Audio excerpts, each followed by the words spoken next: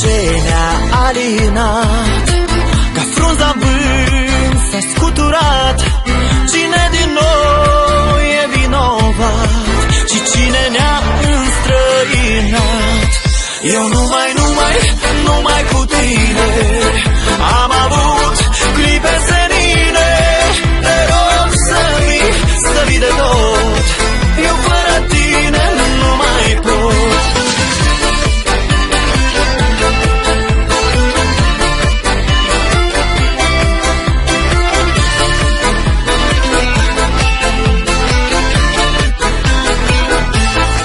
Nu știu, iubito, ce să fac cu dorul meu, cum să mă împac, cum inima să-mi potolesc.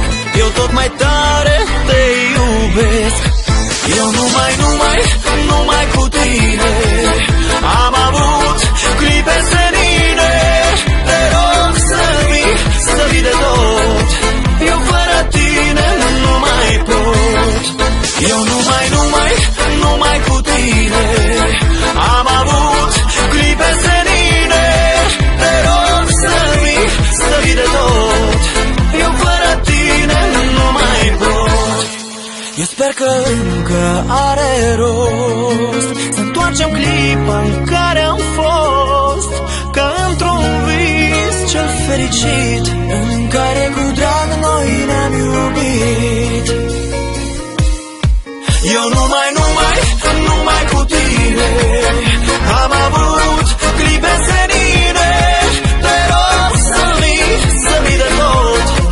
Eu fără tine nu mai pot.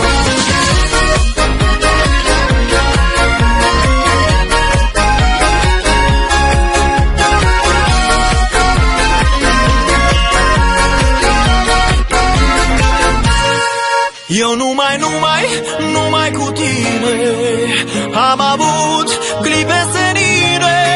Te rog să vii de tot. Eu fără tine nu mai pot. Eu nu